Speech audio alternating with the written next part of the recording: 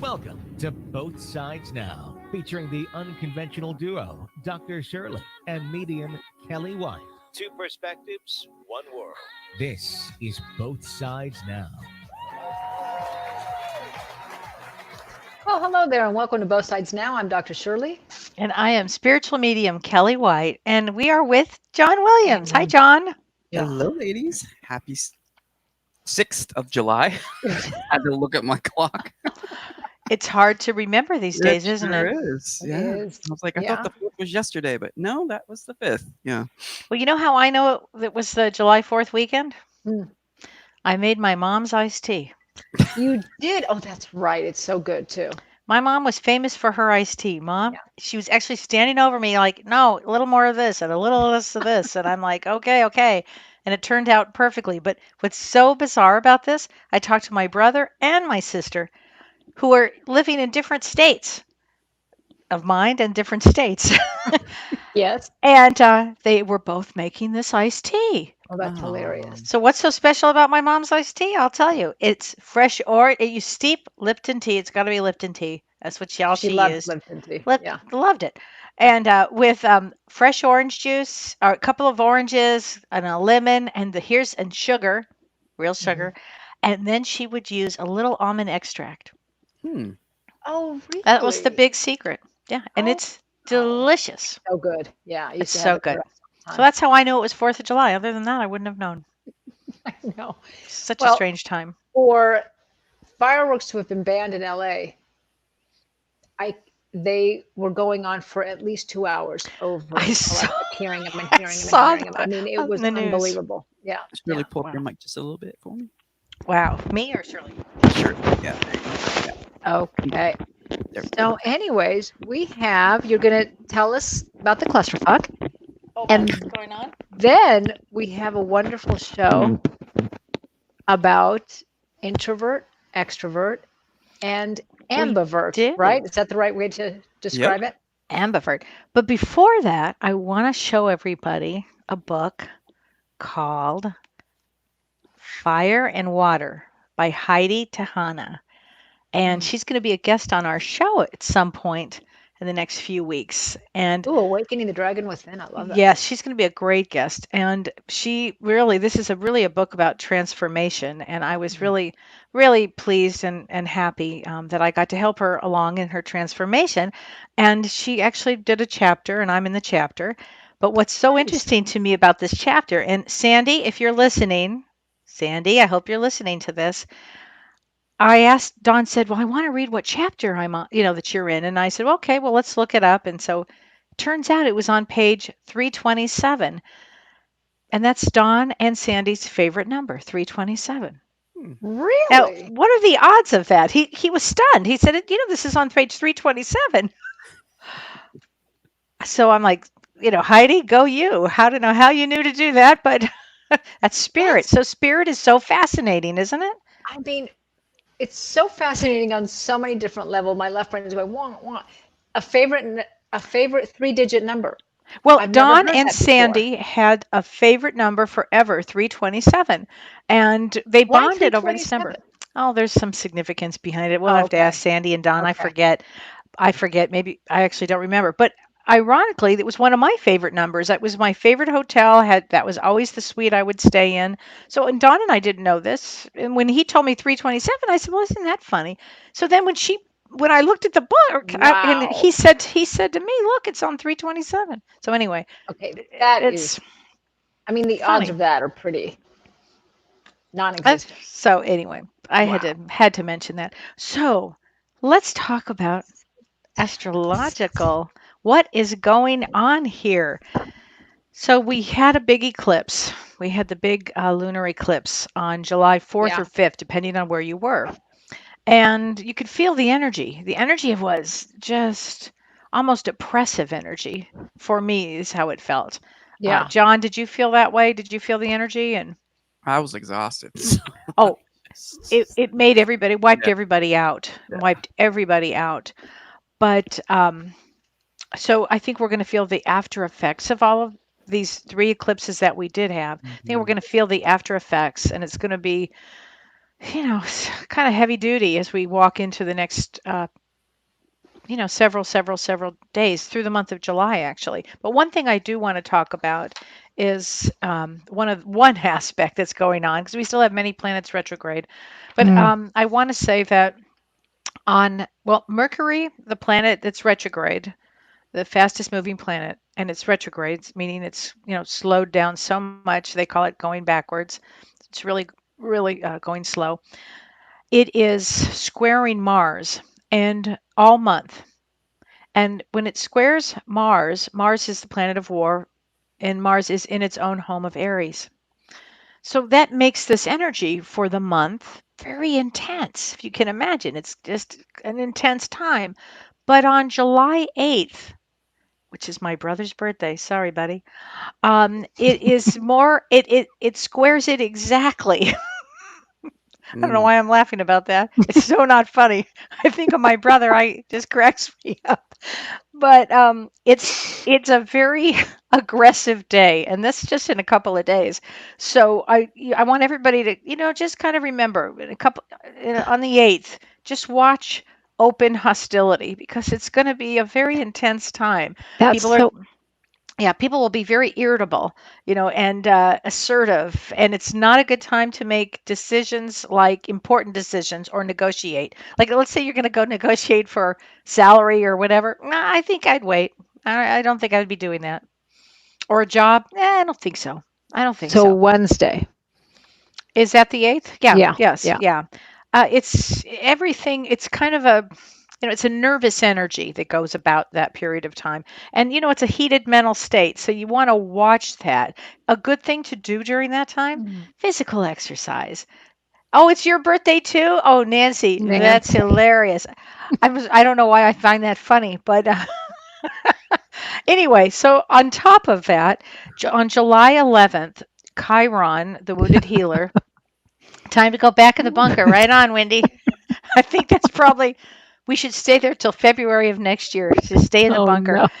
But anyway, on July 11th, Chiron, the wounded healer, goes retrograde. And so Chiron, not in its own house, in Aries, but when it goes retrograde, it means to do healing inside. Like, everybody has to do healing on themselves.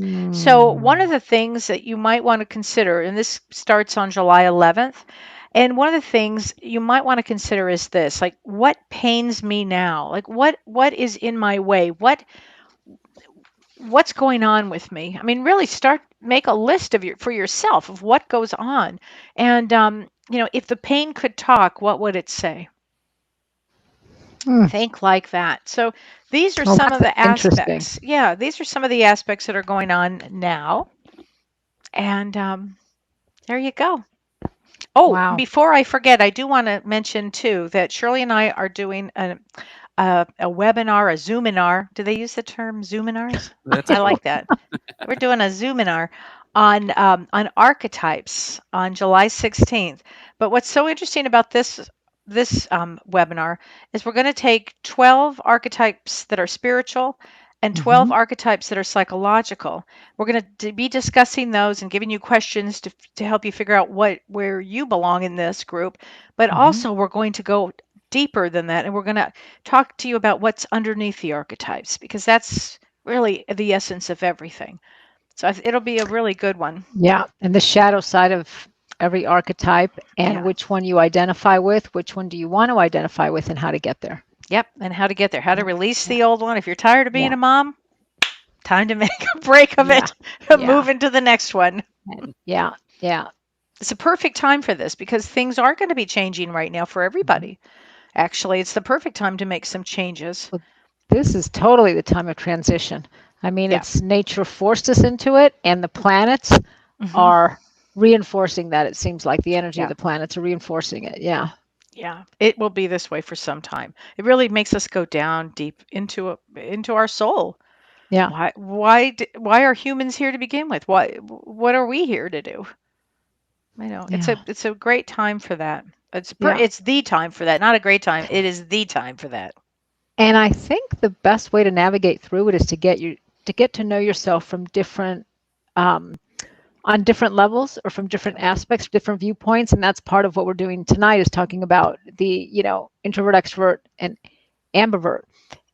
If you know yourself from different aspects, from the archetype aspect, from the nervous system aspect, which I talk about a lot, and tonight we're going to talk about this, then you start to make so much more sense to yourself. Oh, yeah. Know thyself is everything. Yeah. And once that happens, you can then embrace what you love, and you can figure out how to change what you don't. Right. It just gives you an awareness. Awareness is everything. I know I say this all the time, but it really is everything. Yeah. Yeah. So Shirley, we're talking about extrovert, introvert, ambivert, where do you fall? Or let's talk about what it is, and then we'll decide where each of us fall in which category.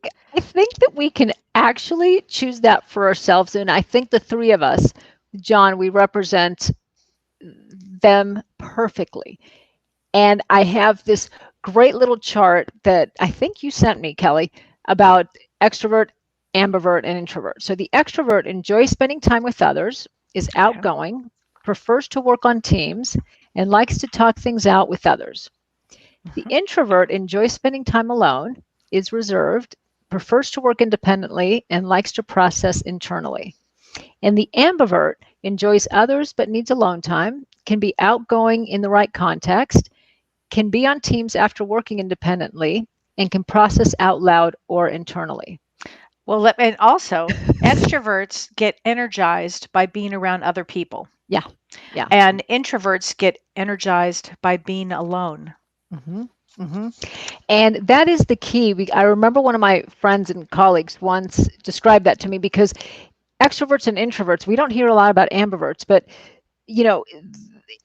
we used to think that it was more about socializing, like introverts don't like to socialize, extroverts love to socialize. And it really has nothing to do with it, even though you see differences in the preferences. But it really is about, how do you recharge your batteries? Extroverts feel depleted when they're by themselves. Actually, it depletes their energy. They need to be around people, like in social gatherings. My friend would go to the gym and feel energized because he was around people, and of course he was doing what he loved to do and that kind of thing. For introverts, being around people, even if it's one other person, depletes your energy. You have to be by yourself. And so it's mostly about how you recharge your batteries. Yeah. And that's an important thing to keep in mind. Ambiverts, seems like, as I'm learning more about them, they can go either way. Maybe sometimes they need more alone time than other times. Well, ambiverts are really interesting. They're hybrids. And they can be flexible, they can be attentive, they can be attentive listeners, they can be good talkers. What I find is that they are actually, many of them are leaders. And the reason they're leaders is they know how to pull from both an introvert and an extrovert in both worlds. They can go from both worlds. And I read this great article. It was a mystical article that said that they are actually the mystics, because they can hold the tension and they can hold the possibilities. It's an interesting place to be. Yeah. And Katrina, when you say a little bit of all three, you'd probably be an ambivert. Actually combines the introvert and the extrovert, and they seem to be, it would seem to be, I don't know if exactly it's more resilient, but certainly more flexible, and their nervous system is more flexible, whereas I couldn't be any more of an introvert, and my nervous system does not have that flexibility. It just doesn't. Well, Nick, when I'm around people, I get completely drained. So Nick says, it sounds like ambiverts are similar to empaths. They are. And so are introverts, are also similar to empaths. You can be both. As an empath, you can be, believe it or not, an extrovert. You can also be an introvert, and you can be an ambivert. But similar to empaths, needing both alone time to charge batteries and time to be with others to charge batteries. Absolutely. I mean, so you're an introvert. I'm absolutely an ambivert. I absolutely can go either way depending on how much energy I have. That's why I watch my energy like money in a bank. That's so important to me, is energy. And if I can see a certain amount of people, and then if I get drained, I have to stop and recharge. And how I recharge is I have to be alone. I literally have to be alone.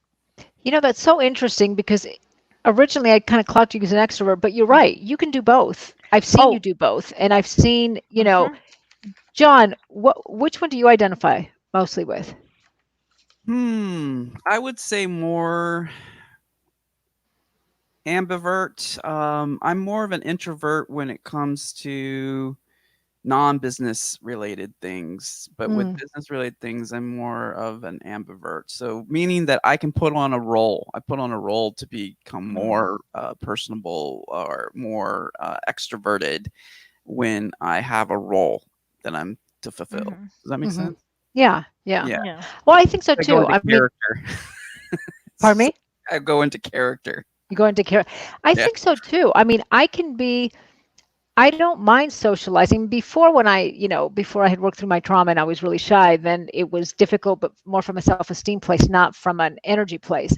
So I like to be around people, but I absolutely need my alone time. And I do prefer Mhm. introverts usually prefer smaller groups, like groups of Mhm. 2 or 3. Sure. Extroverts love big parties.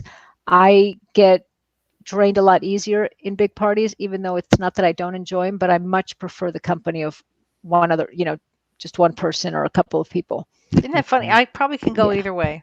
Sometimes it's fun for me to be at a big party. Well, back in the day, like in March.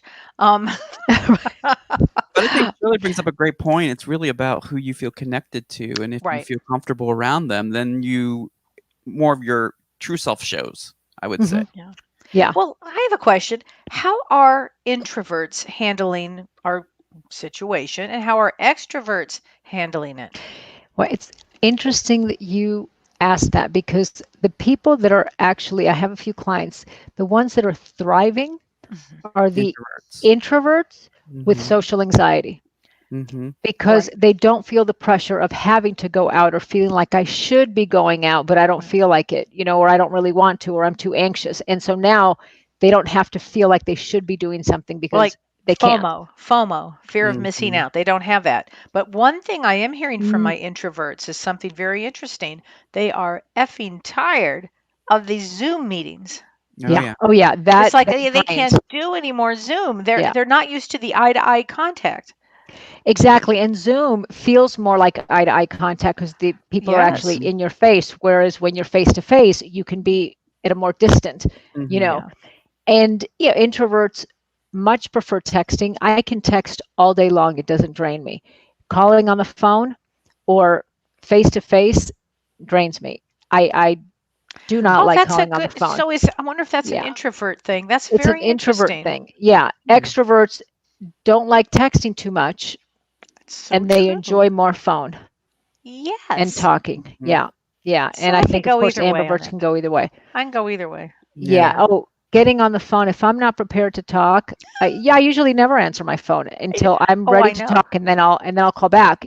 Because I have to be prepared to talk. Otherwise, it Right. drains my Well, energy. that's why I'll say to you, all right, Shirley, I'm going to call you at 11 o'clock your I know that time, I'm ready. and then you're My mind ready. is Well, ready. I'm psychologically so, prepared. I'm going to talk. Yeah. so, so, so Nick says, ironically, introverts had already been social distancing. Oh, that's Yes, you're so right, Meg. true. Yeah, yeah. Oh my The gosh. closer people are, the more it drains the energy. In Argentina, when I lived there, the social distance, the personal space is a lot less than in America. And in England, it's the furthest apart. And I remember it never failed. I used to always end up at the wall because, you take a step back and then take a step forward and take a step Yeah. back and because their personal space is a lot less. And I always felt that my personal space was invaded. Mm.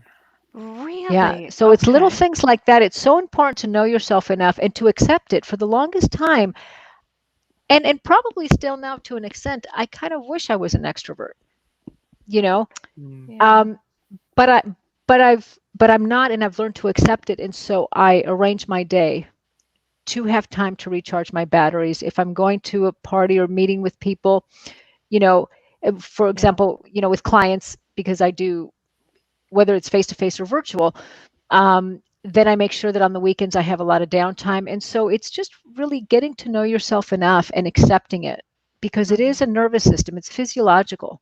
It's not Well, something that we can really choose necessarily. that's very true. Mm, And what if you are an introvert and an empath? Or an extra, you can be an extrovert and an empath. Did you Mhm. know that? You can be an Mhm. ambivert and an empath. which is Yeah. really interesting because to me, if you were an introvert empath, oh, and if you add HSP to that, whew, mama, that's Oh, like, forget it. You're a walking wound. You're a walking open wound. And I have to say, I know that, you know, I feel certain things very deeply. I don't know if that means I'm an empath, but when it comes to like kids yeah, and their pain, and I feel it so deeply. So I know to stay away from anything that news. It's not that I want to be ignorant about it, but I can't see things, or because hear you about feel so because deeply. I Yeah, feel it so deeply. yeah. And it can immobilize me sometimes. Oh, I can imagine that it does. Yeah. I have seen that with you where it has. Tell me, what do you think extroverts are doing right now, Well, given they're kind of people, can't do much? yeah, those are the people that are having the hardest time because even the Zoom isn't connecting enough because to them, Right. even though to introverts it feels a little invasive because it's in your, right up there, for extroverts, it's not real connection. So they're So the they ones, don't get the energy then. yes, they don't get the energy from it. It doesn't translate through Oh, the screen. So they're the ones that are having the hardest time. So what I would yeah. suggest for them is to spend a little bit more time, of course, with all the measures at hand, um, outside, because even seeing people can help extroverts recharge their batteries a little bit, even if they're not engaging necessarily, but seeing people can help. Yeah, Um, I agree with that. so that's what I would suggest Yeah. for extroverts. But yeah, they're the ones that are having the hardest time. It's so funny because you can tell because we were preparing for this show. I went earlier today to Starbucks and they were so, hi, how are you? And all of them, you can tell that all of them were extroverts. And it was so energizing for a moment. And I remember thinking, God, those are all a bunch of extroverts. And it made you feel really good. And I could tell, because I was analyzing it from that point of view, I could tell that if I would have stayed there too long, not that you would at Starbucks, but with those kind of people too long, I would have felt drained. But initially, it really kind of upped my energy. It was so neat. Wow. Well, Yeah. that's really funny because I went to the store today, Pick and Save, and I just was in my own damn bubble. I was having an introverted day, I Moment. think, moment, and I'm waiting in line. Not in wait. There was really no line, but I was, and the woman said, "How are you?" And I actually remember thinking, "Is she an extrovert?" And I actually crossed my mind, and I was like, "Fine. I have a mask on. I'm fine." You're like, today I'm feeling introverted, so please don't ask. Today is not the day. Yeah, it's so funny. My sister is a classic extrovert. Every time I had a dinner party at my house or a party, I would always include her because I knew that she would be the glue that would get everybody going. And I don't have it in me. I just don't. And so I would Right. always invite her and I would feel relieved when she would show up because I knew that she would, you know, get everything Isn't going. that interesting? So Yeah, Renee says my extrovert friends are going nuts. And I John, bet. John, would you put up with what Holiday said? Yeah. Because I think Holiday, what'd she say? We're all done, She said we're extroverts. done. I know. Holiday, my daughter is an extrovert, and Yeah. I mean, she has her introvert. She's an ambivert. I think you're an ambivert, Holiday, but I think she is going nuts because she has to go out with her peeps. It's all about Yeah. connection. Yeah. Yeah, I Yeah. think the extrovert people are having some They're big having a trouble. difficult time. Yeah. So it's finding ways that helps that, even if it's just a little bit, and knowing yourself enough to understand why you might be having such a hard time. That's part of getting to know yourself, know thyself, like you were saying, Kelly. The more you know that, the more it kind of helps going, oh, now I understand, you Right. know? So Ardelia says, I always said I was an extrovert, but have shifted over the past few years and needed my own time to recharge. That's a really good point. So I want to address that. That's a really, really good point. I think that back in the day, I was a lot more extroverted. Or there have been times, like for instance, in a certain, well, I had a big career early on. And my career, I had to be extroverted. But Mm. I'll tell you what I would do. I must have been an ambivert because I'd come back in and I would just hole in for as long as I could. And then I'd go back out and do my thing and then I'd come back out, come back in. So I think that, and that was when I was younger. Well, I guess I'm still doing the same thing now that I think about it. I think it depends, I think there's different moments because we have to keep in mind that it's all on a continuum. Yes. It's actually a little bit more rare to have people who are on the extreme. sides of whether it's introvert or extrovert, and even ambivert, how much you can transition and be flexible. So I think it's important to keep in mind that it's a continuum.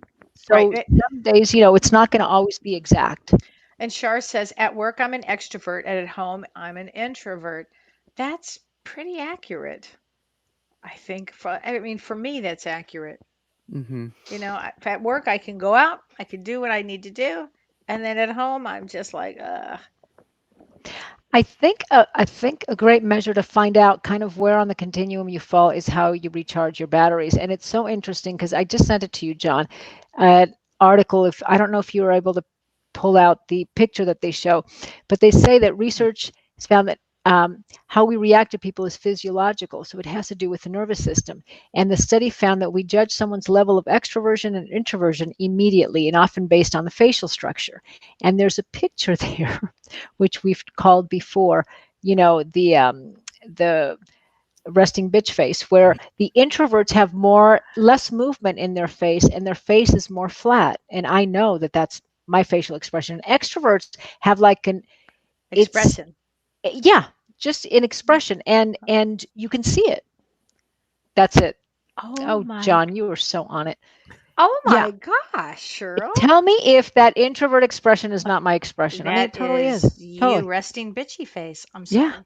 And Um, I hate to sound it like that. They did. If you guys don't know what we're talking about, go on YouTube and look up resting bitch face. And it actually is from neurobiology, when you come from more neglect and there wasn't a lot of engaging as a baby, where the mom isn't, smiling in the baby's face, and the baby, sees the mother smiling and stuff, yeah. there's less movement in your facial muscles. And so the baby and the toddler, there's no expression because no one's mirroring you.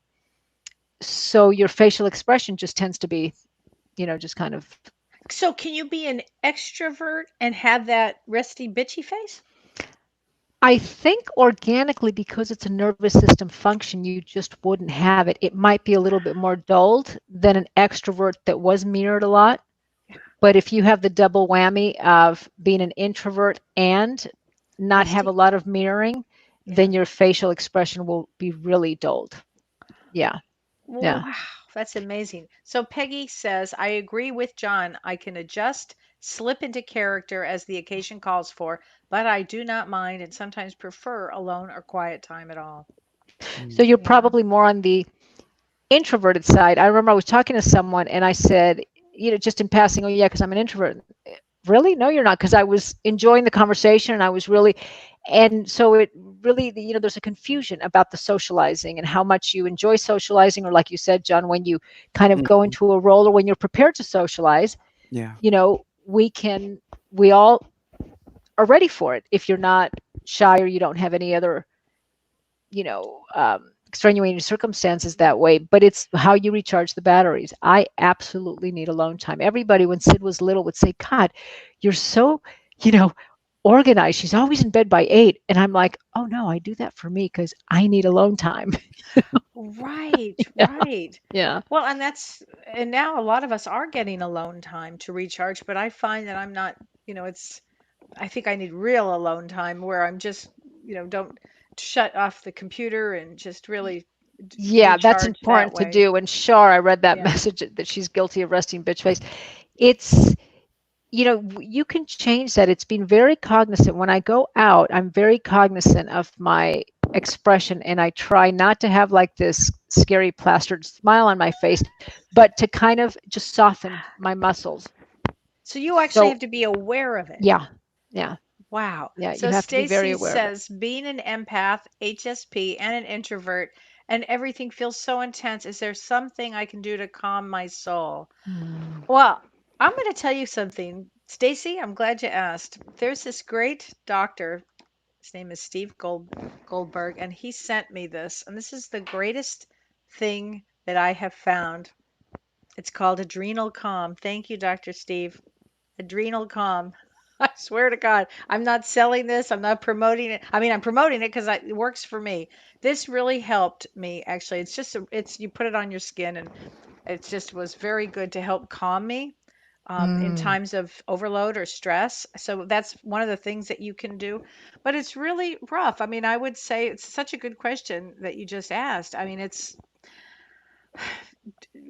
turn off everything, all the electric devices, go ground yourself, go talk to the butterflies, walk around, meditate, listen to music. Those are all real things to do. Take a bath, take a shower, rest, sleep, Yeah. soothe No, yourself, make yourself some good absolutely. tea. Know yourself enough to know that. I have a friend, the same, colleague friend of mine who told me about introvert, extrovert, and the difference. And he, whenever he dated, he would know what his partner was and he would set up time. He goes, "Oh, my partner's an introvert." And so I set up an hour every day. It's scheduled into our time so he can have alone time. And that's when I go to the gym and I get my recharge energy because he is an extreme extrovert. Do And so you he ever would just set it up during the day. He would schedule it. Well, that's interesting. Do you ever find that extroverts are they choose introverted partners or opposite? You Because know, I'm I not sure. It's more has to do what I've seen with, and there could be a relationship there, but with attachment styles. So, oh, if you have an avoidant attachment style, that's the big whammy. If you're an introvert with avoidant, attachment, that's you. that's me. Yeah, Oh, and I used to be shy. Oh, that's the triple whammy. I mean, it's yeah. But if so, and we'll do a show on maybe attachment one day. But people can look it up. The avoidant attached person will usually go for the ambivalent attached person. So this one is very needy and needs to connect. And for this one, the connection feels like it being engulfed, and so they get pushed that way. So, but if you have the double whammy of being an introvert and avoidantly attached, wow, yeah, that's a tough one. that's a tough one. Yeah. But Yeah. again, it's part of knowing yourself well enough. Once I had all this information, which is why I wrote, the book in the first place, because I finally understood. I made sense. I finally made sense. So I didn't have to see it as a what's wrong with me. I understood it. And there was things that I wanted to change, but I then knew what direction I needed to take. I didn't. Mhm. So it's so important to know yourself enough and accept what you can't change, like nervous system, you Mhm. know, uh, which is what introvert, extrovert, ambivert is, Right. and accept it and put it into your schedule. Don't try to Right. overdo it. Don't try to, think, well, I should feel good when I'm with family and Mhm. friends, or I should feel good when I'm around my kids. Well, yeah. And if you're an introvert, you will also need alone time. Do you remember? I mean, I remember this as a kid growing up, and I had siblings, and it was like, oh, I couldn't wait to get away from them. And then as an adult, after maybe 10 minutes, I'd had enough. I felt like that whole thing. I had to just really ground and be alone. It's interesting. Yeah, yeah. And let's see, Renee Oh, says, where did you get the adrenal cream? A very dear friend of mine, a doctor, sent it to me, but I think you can order it online, and it's amazing. It's called Adrenal Calm, and again, I don't who sell makes it. it? Um, Apex Energetics. It's just a cream that you can put on, and I have to say, this really is calming. It's a topical thing you put on your skin, and it's very calming. I think it's magnesium and some things in there. Mm-hmm. How do you know if someone is HSP? So I'll answer that. HSP, for people who don't know, highly sensitive person, highly sensitive person. And Elaine Aron, I believe Dr. Elaine Aron, I think that's her name, coined the phrase and wrote the book, highly sensitive person, HSP. So not every, if you're I'm going to explain what an HSP is, and then I'm going to explain what an empath is. And because they're two different things. If you are an HSP, you're highly sensitive to many things: sound, touch, light, noise. Um, Everything kind of just gets in your way, and you're very, very sensitive. Okay. And empaths, so all empaths are HSP, but not all HSP are empaths. Empaths take that sensitivity to a different level, to a real emotional deep level. It's a different level there. So not so HSP, if somebody's HSP, they're highly sensitive. You know, when that person walks in the room, I mean, I'm HSP. Shirley, are you HSP? Well, I don't know. John, you're HSP because if you're an empath, you're HSP. You've got some form of sensitivities. Like for me, if I hear some music, I go, oh, my head's going to explode. I can't listen to it. And I actually will run out of it anywhere if I hear something that I just can't hear. I have really sensitive music hearing. in general, or Certain music that you types. don't, certain types. Certain Yeah. types. If I Yeah. hear some music that I can't stand, I actually have such a reaction. I have to leave immediately. That is so funny. It was awful because my stepfather used to play the worst music, and well, I'd have to run out the door. I'm very serious. It's really a pain. Oh my God, I knew it. Elaine is my cousin. Oh, is she really? Wow. Elaine is your cousin, Wendy? That's a big deal. The work that she's done, the work that Dr. Aaron did is extraordinary on HSP. I'll tell you what it did. It helped, just like when we talk about normally, if as a therapist, you would say, "Oh, is your client?" You know, you think about your client. Is she or he extrovert? Is she, he or she introvert? I actually look at, are you HSP? That's the first thing, and then I'll say to somebody, "Are you HSP? Do you know what that means?" And often they'll say no, and then I explain it, and they're like, "That's me." And there's a lot of tests you can take online to. But I thought it was a really. It's not a diagnosis in the DSM-5. I wish it were. Yeah. We've also covered this. We've covered this. Yeah, we've done some shows on it, but it's just such a great topic.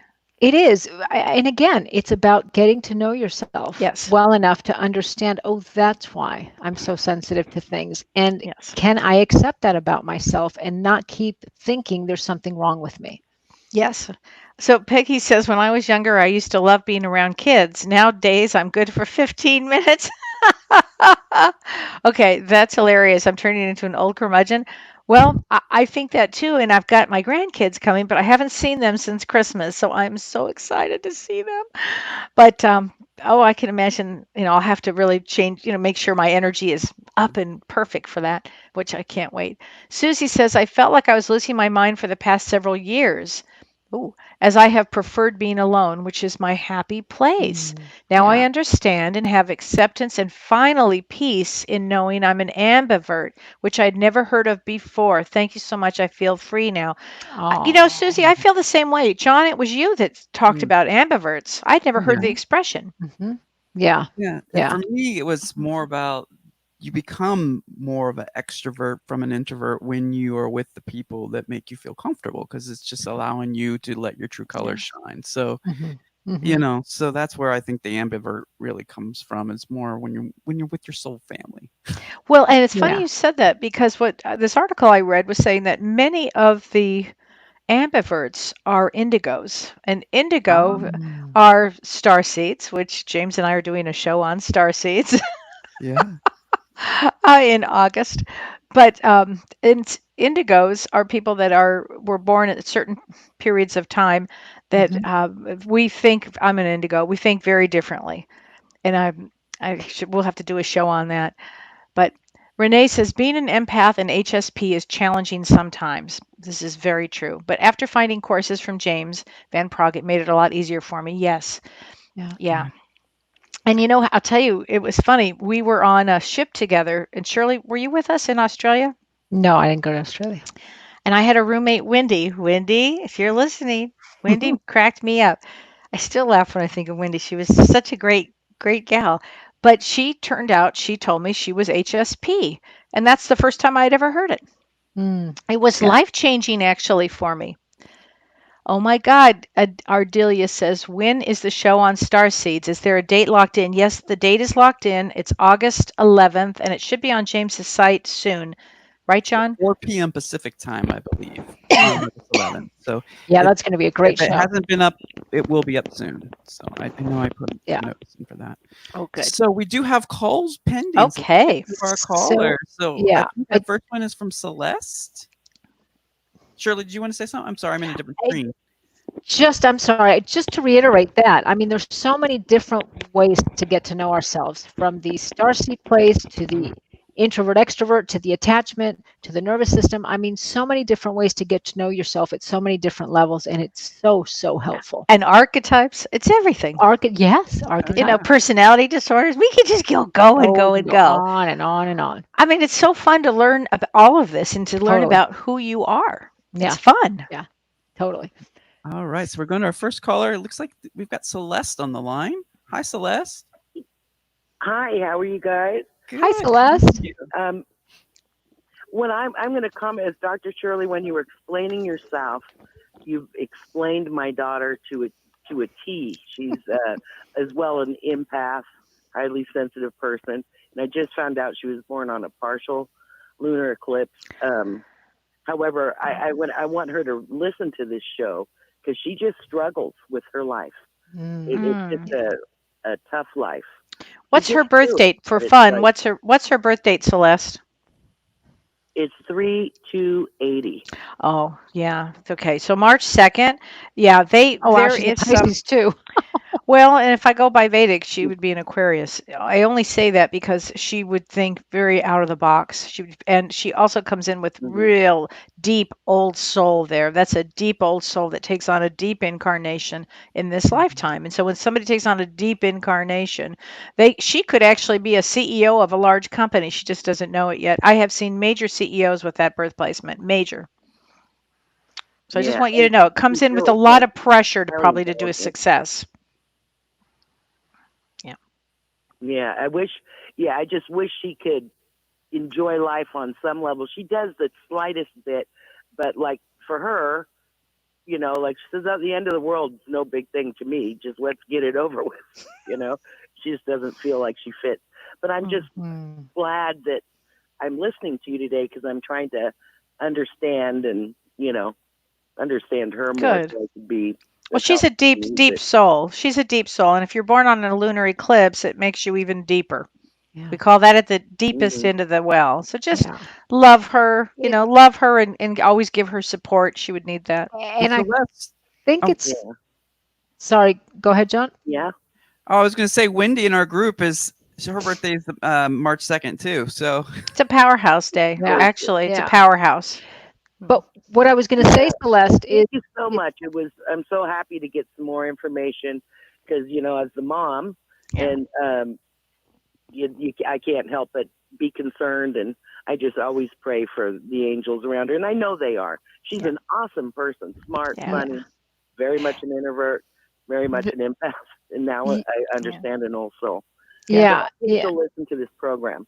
Oh, good. Well, that's so wonderful, Celeste, that that you would bring this to her attention, because I have to say, first of all, there was a great article, which I'll send you, John, so you can post it, about introverts are kind of in the society made to feel bad. It's like you're supposed to want to be an extrovert and you're supposed to want to, always want to be around people and things like that. And they're actually, there's more articles written now with more appreciation for introverts. So it takes a while for you to really accept that about yourself, and then finding things that you enjoy. Like I have found, and Kelly, you know this very well, going to music shows, but going alone. When I go with people, it's too much to interact with my friend and also enjoy and all the people around me. But going with myself is one of the favorite things to do, because I love the music and there's a lot of people, so it's an energy drain, but I'm by myself in my own bubble. And I found, once I discovered that, now I've been doing it for 2 or 3 years. And of course, pre-COVID, as my concerts started to cancel after COVID, I would get a little more and more depressed. Very true. But it's really important to find what you enjoy and what is well within your nervous system. Right. Yeah. Would you, John, put Eva's quote back up, or what she wrote, because this was important, I thought, Shirley. Well, let's take a look at this. Thanks, Celeste. Yeah, thank you, Celeste. All right, so let me get that up. It's a large one, so it's going to cover. Eva Goldberg is how I received this fabulous gift, which I love this. Introverts that are born into a family of extroverts should be careful of being forced to take antidepressants. Oh, boy, you hit that head on the nail on the head. Eva. Extroverts born into a family of introverts, vice versa, need to be careful of taking suppressive drugs. There are natural neurotransmitters for serotonin and dopamine and GABA balancers. Steve Goldberg, Dr. Steve, thank you for absolutely. He's absolutely right. I wonder if people can see Dr. God. Steve. If they can, Dr. Steve, let us know if we can put your name out for people to see. I don't know because he's in Florida. I don't know how that works, but he's But really that is so brilliant. true. Thank you so much for pointing that out, because absolutely, if you're born into a different, I always felt bad because my sister was such an extrovert, and people would, go towards her and less towards me, and that can add a self-esteem thing too. So it's so important to know that and differentiate and make introverts feel just as good as extroverts and vice versa. If you're in a family of introverts, then as an extrovert you might feel like there's something wrong. So what a wonderful thing to point out. Thank you, Eva. Wow. What is an indigo? So we will do, Donita, that's a great question. And we will do a show on indigos and crystal children. They're a group that some people would call them ADD or ADHD or any of the above, or right-brained. They're like the spiritual warriors that came in, and I'm part of that group. There's no doubt about it. And we'll do a show. We've done shows on them before. And John, we'll make a note to do another show on an indigo. Who was the gal that Christy Reeves. Christy Reeves. Go to our YouTube archive and look for a show with Christy Reeves. She works with indigo children and crystal children, and she did a great gave us a great explanation. It was a great show if you want to look at that. Yeah. It was so good we had to do 2 episodes. So there are 2 episodes. That's right. We should have. I'd love to have her on again if she's doing. I don't know if Hawaii. she's. I can contact her. Yeah, contact her and see if she's still even doing it. She was a terrific guest. Yeah, she was with this. She has a lot of information on that. So next up we have area code 878. Can we have your name, please, and where you're calling from? Hi. Hi. Hi there. Can we have your name, please, and where you're calling from? Tammy, Pennsylvania. Hi, Tammy. Hi, Tammy. You're on the line with us. You're live. Did you have a question? No. That's okay. That's okay. I know a lot of people think we're screening the calls. An extrovert and an introvert at the same time. What was that? I was wondering if you could be an extrovert and an introvert at the same time. Well, that's kind of what the ambivert is. So they can take on different roles, and they can they're a little bit more flexible. And so sometimes they recharge by being around people. Sometimes they need alone time. They can be very flexible with groups of people, or smaller, bigger groups or smaller groups. What do you find yourself being in that arena? I don't know where I fit. Oh. How do you recharge your batteries at the end of the night? What do you prefer to do? I prefer to be with people, but at times I can't stand them. They get on my nerves too bad, and I just want to scream. So you're probably an ambivert. Yeah. And again, that is also on a continuum. So it's not going to always look the same for everybody. You might be 60% extrovert. Comes in waves, she was saying. Yeah. Oh, it does come in waves. Yeah, absolutely. It depends on the people that you're around. Again, we were talking about that before. It's sort of the energy of the people that you're around either brings it out or shuts you down. Right. Yeah. Right. I pick up on their energy and I feel it, so I don't know what I am actually. Well, then you'd be an empath. Well, then you're an empath, and an empath that's an ambivert, follow is a good thing. I would say that's what I am. It's a good thing. And just follow the energy. If it's too much for you, back down, go the other way. Leave. Yeah. But I think I'm with an indigo person, and they're so high energy and so much more intelligent than me, and they're always correcting me, and I'm like, I know, let me be. But I don't know. My birthday is July, so theirs is September. Okay. Well, what is your birthday? July what? 18th. Okay, so July 18th, you do need to be around people. It's important for you actually to be around people, but you come in highly, highly sensitive. So somebody that's, you're probably sensitive, and watch being overly critical with people too, because that birth placement an amazing eye for detail. So it's a really good placement, and also always do something creative because it's a real creative place too. There you go. Don't get your feelings Yeah, hurt. but I find people don't like me because of who I am. They're like, go away. This past weekend, I was told to leave a family function, and I was like, I wasn't doing anything wrong. I was doing cards, and they said leave, and I go, good, I'm gone. Goodbye. Wow. Well, then fuck them. That's what I say. I did actually when I went to the car. I left it real. And I said, That's I'll never funny. sit back on there with take the rifle from my cold dead hands when hell freezes over. So I was going. I was like, come back. We had fun. Nope. Yeah. Yeah. Yeah. It's, accepting yourself is going to be a very key thing. And some people will like it and some people don't. But the more you can accept yourself, the less it's still going to hurt and sting because we are programmed to be in connection with people. So even the person with the healthiest self-esteem, it still stings a little, but it won't feel as intense. Well, it came from a person that's not accepted in society. I did take him to the store, and I was like, he said I talked too much in the car. It was my car. I was doing him a favor. I let that go. But when they jumped on me for no good reason, and I'm like, oh, there's something wrong here. I don't know what it is. He said, I want you to leave. And I go, okay, I'm going.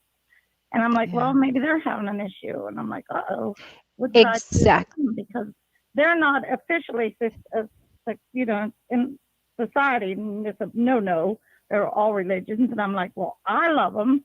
What did I ever do to you? Nothing. I didn't have to. They just took everything out on me real fast. And I was like, well, here we go. Yeah. Well, I've never gone back, so that's their loss. That's exactly it. And we always have to consider that sometimes it has nothing to do with us, and sometimes it's something that's going on with them, and we need to just give it back to them metaphorically. That's their stuff, and I'm not going to take it on. And Ardella reminds us of what James von Prague says, what other people think of us is none of our business. Yeah. Give them hell, Tammy. Thank you for calling in. Thank you so much for calling. All right. So we have got, let's see. Oh, wow. It's already 52 minutes after. This has just flown by. I know. Wow. Yeah. Well, I would like to do a shout out to Prajna. Sure. Yes, Prajna and Carrie are our sisters, soul sisters, and such wonderful practitioners. Really great. And next week, Prajna's going to be on the show. Oh, she is, and we're going to be talking about healers next Monday. And get your questions ready for a healer. And so she's going to answer all kinds of questions like, what is Reiki? What is this? What is that? What goes? How does a healer work? All kinds of questions that I think are really, really important. She's such a gifted healer. Oh, my goodness. Yeah. I think that's great. So I'm really excited about that. That'll be a great show. Yeah. And before we go, really quick, it looks like Susie wanted you to touch on wanderers. I know this has come up a couple times. I don't know what that means, Susie, other than if that's a starseed wanderer, like a traveler. Yeah. It may be like a traveler. And let me look into that because I've never heard that expression. And travelers in the starseed community are people that just are souls that incarnate really to travel, to be around, to just they kind of just enter this sphere to experience this dimension. So, but I'll look into that. And Steve has another point for us. He says, I love the show tonight. Also, blood type A tends to be introverted, and blood type O's especially, and also B tend to be extroverted blood type. A, B would be an ambivert. Oh, that's interesting. Okay, that is fascinating. So I'm an A, but I'm A. That's interesting because I'm O. So sometimes maybe it's the reverse. That is so interesting. So you're O, Cheryl? And I'm A, and my daughter is oddballish. I think she's like AB. So I don't know, Holiday. I know you've got some strange thing out there. This is so. John, what is your blood type? Good question. I don't even know. Might have to look that one up.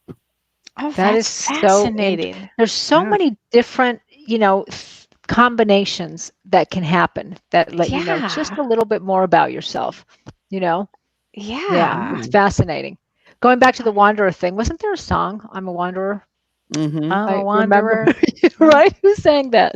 Yeah. I can always reference a song, and maybe they knew about wanderers, you know? Wow, I Terry. would, I can't remember who made that comment, but I would look up the lyrics to that song and see if it Yeah. fits. Mhm. Yeah, I'll have to look but I wrote that down, wanderers, so I'll try to address Yeah. that. So Terry said she just booked her 3rd appointment with Prajna. Yay! And I think Yay. who was the person before Adela names? I Yeah. have no retention for names. Adelia, yeah, she Delia has Mhm. an appointment with Prajna this week. You're gonna love it. does. Yeah. And then it looks like Jan has an appointment really soon too. A lot of people Oh. getting appointments for projects. Oh, Great. so that's Yeah. great. So it'll be really Yeah. fun when she's on next week because she can answer those kind of questions that, Yeah. Yeah. Renee says she loves Prajna. I know, Katrina, we all love her. She's the best. Yeah. I'm just Yeah. so excited to We're have her so on happy to have discovered her. Oh my goodness. Yeah. This is going to be great. And then this Thursday, John, what are we doing this Thursday? So this Thursday, we're going to be discussing all about dream interpretation. So there's been some vivid and wild dreams that people have been sharing with us. And Unbelievable. Kelly's going to Hmm. do her best to interpret these dreams for you on Thursday. So I that's love to do dream interpretation. It's so fun for me. But right now, people are having like major totem dreams. I Yeah. had a woman that had, Shirley, it would have upset you to no end, but she Oh, had no. 2 dreams in a row about these giant snakes. And then Oh, she man. was actually that- holding the snake heads in her hand. Oh, I can't. I Ugh. know. No, for me, it was no brainer. It was very easy to go through that one. But I thought and they were colored. They were bright colored. One was yellow and one was a brilliant blue. And I thought, this is the wildest dream ever. It's almost like I have to get it off my skin. I can't. I get then- the word. But the snakes are supposed to be a good thing for a dream, right? Oh, yeah, yeah. Hi, Liz. It's going to be a great thing for, yes. Sexuality and Yeah. creativity, isn't it? It's a transformation. It's Mhm. facing your own fears. It's everything. But Mhm. Shirley, I have a question for you. Mm. As a therapist, so somebody comes in, your patient comes in and says, "Oh, Dr. Shirley, I had these dreams with these 2 snakes." What would you have said? Well, as I was taught by your mother, I mean, I Uh-huh. know it's a good thing, that snakes are actually, as you said, transformation. And so I would ask more about the dream and how they were placed in the dream, and were you scared? Were you not Right. scared? So I would find a little bit more information. I would try and pull my stuff out of it. That's where my question was. Right, Yeah. Yeah. But it's funny because I never understood my reaction because I've never been around a snake. As a kid, I didn't have a bad. And like, I was going to say like an idiot, but I'm not going to say something mean about myself. But like, not thinking it too well, I go hiking, at a trail, and I saw one, and I almost passed out, and I started to hyperventilate, and I started. And one time, somebody told me, past life regression therapist or healer told me that I was killed in a past life by put in a tomb with live snakes, and that's how I died. And my fear is, whether that's true or not, but it made so much sense because my fear is at that level. Wow. And so I got it. I understood why I'm so. I pass out, and I people were passing me in the trial, and I'm crying and going, I just saw a snake. And they're looking at me like, first of all, why are you hiking? Second of all, what the hell's wrong with you? And I couldn't, and I did my somatic experiencing training, and I grounded myself, and I, felt, I felt the trail on my feet, and I just kept, and I did all my SE exercises to regulate my nervous system because I got so dysregulated, and the thing just went, and it just slid by. Yeah. Oh, it was awful. So anyways. Well, we'll be doing dreams on Thursday. And if you have any dreams, snake or otherwise, just let us know. Let me know. It'll be fun. Fascinating. It can really clue you into what's going on from an unconscious standpoint, or what unconsciously you're beginning to try to work through. Absolutely. Absolutely. Yeah. And we might even get into visitations and the difference between visitations and dreams. Right. We're going to talk all about that, John. You betcha. So Thursdays at 2 p.m. Pacific time, 4 p.m. Central, 5 p.m. Eastern time. That's Both Sides Now, same time, same place on that page. And then also just want to let you know, we have our group. If you haven't joined our group, it's a great support group and it's free. And you can do that by going to the Both Sides Now TV Facebook page and clicking on visit the group, and we'll get you in there. And we're going to do a little after the show event right after this. So we will see you all in there here in just a few minutes. All right. Well, thank you, ladies. Thank you very much. Thanks, John. Thank Love the show. you. We got a lot out of it today with Ambivert, Yeah. Extrovert, Introvert. So, Thank you, everyone, for watching, and we will see Bye, you next everybody. week. take care.